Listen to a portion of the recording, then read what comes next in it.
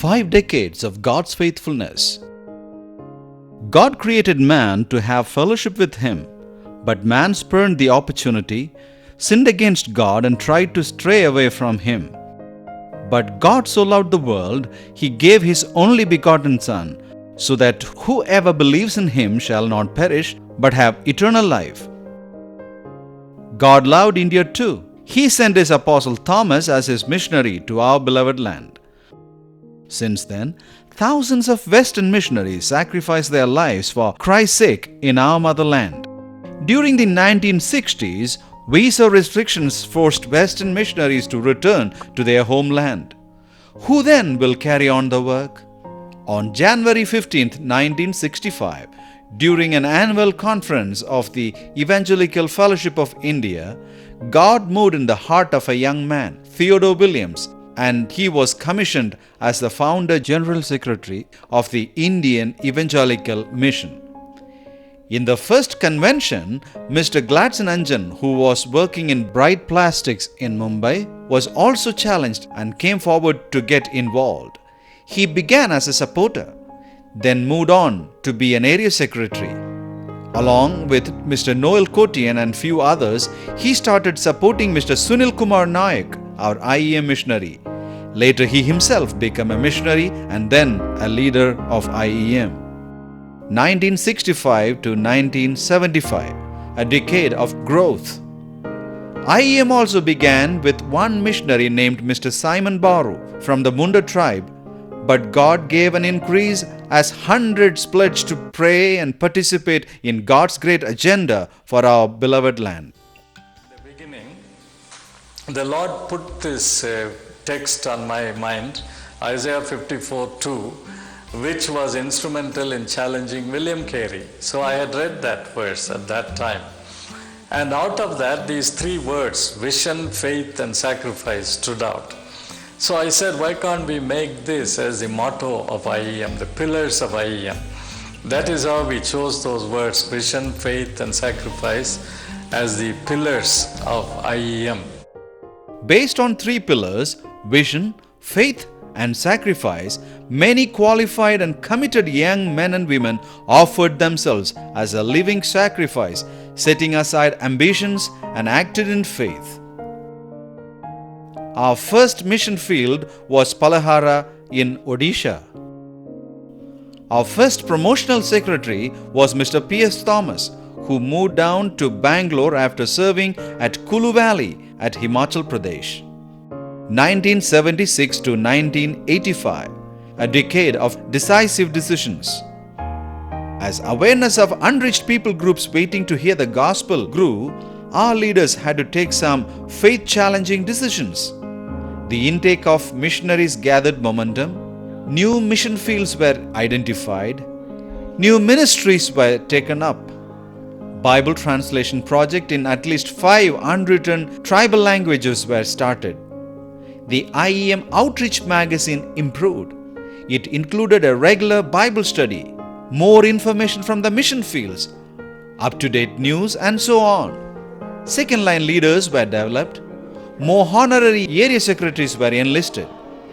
Partnership with mission organizations resulted in seconding our missionaries to Thailand, Papua New Guinea, Sudan, West Asia, and the United Kingdom. 1986 to 1995, a decade of transition. After distinguished years as General Secretary, Reverend Dr. Theodore Williams handed over the mantle of leadership to Dr. Theodore Srinivasagam. The Associate General Secretary's responsibility rested on the shoulders of Mr. P.S. Thomas. Meanwhile, the OTI moved from Chikaldara to Bagalur, where IEM has its own campus. 2 training sessions were conducted, one from January to May, another from July to December. New leaders were identified and appointed. Field Ministries team comprising of missionaries conducted intensive service in new areas. Partnerships were made with World Vision of India, Evangelical Fellowship of India Commission on Relief, Pandita Ramabai Mukti Mission, as well as other organizations. Tribal Children's Hostel in Khammam of Telangana, Krishnagiri in Tamil Nadu, Dangs in Gujarat and Chikaldara at Bandapada in Maharashtra were fruits of these partnerships. 1996 to 2005, a decade of consolidation. This decade saw the smooth transition at all levels of leadership. From Dr. Theodore Srinivasagam, the baton moved to Mr. Victor Sitter and then to Reverend Noel Kotian. The Field Ministries Office was established at Nagpur at Maharashtra in order to facilitate easier access to mission fields. The Church Ministries Wing or the promotional wing of IEM has developed during these years very rapidly too. The committed full-time Church Ministries personnel toil day and night to promote missions. The Koya New Testament was dedicated and released for the edification of the Koya Church. Matured churches in Krishnagiri field were handed over to the Coimbatore CSI Diocese.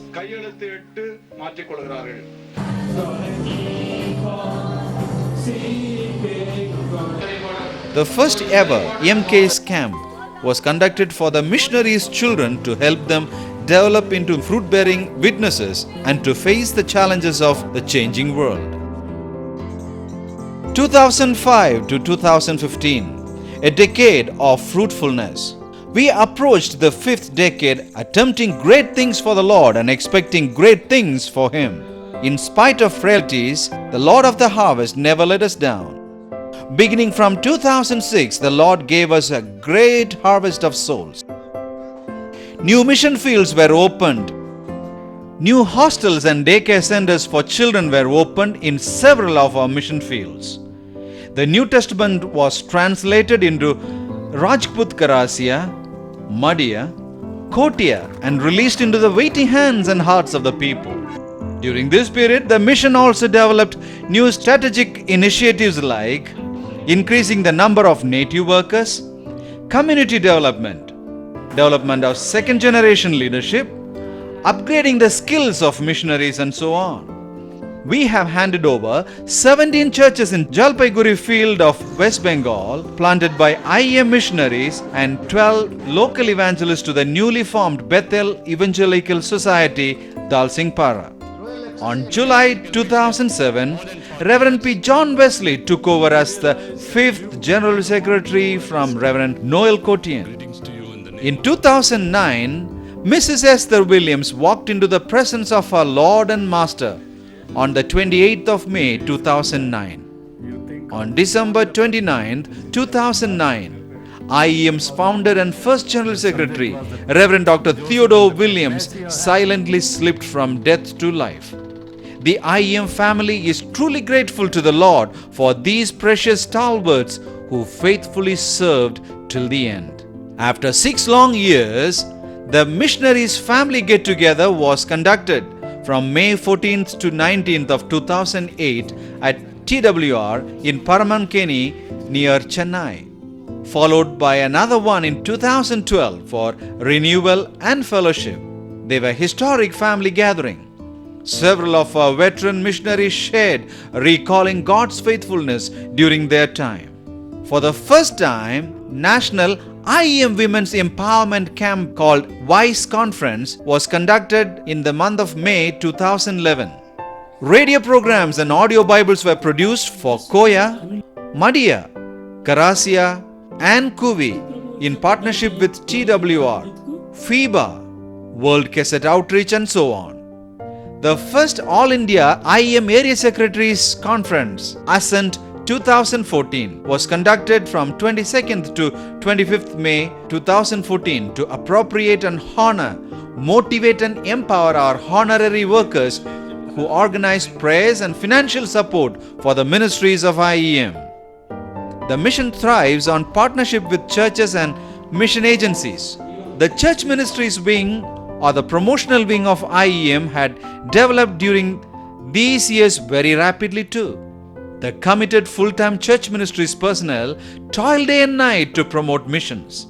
Our vision is to see that IEM has its presence in all states of our country, Today, we have a host of honorary area secretaries, supporting groups and churches all over the country, through whose prayers and support we have ministry in 27 states in our motherland India and abroad. Dear brothers and sisters, if you are challenged by our ministry, would you like prayerfully considering partnering with us?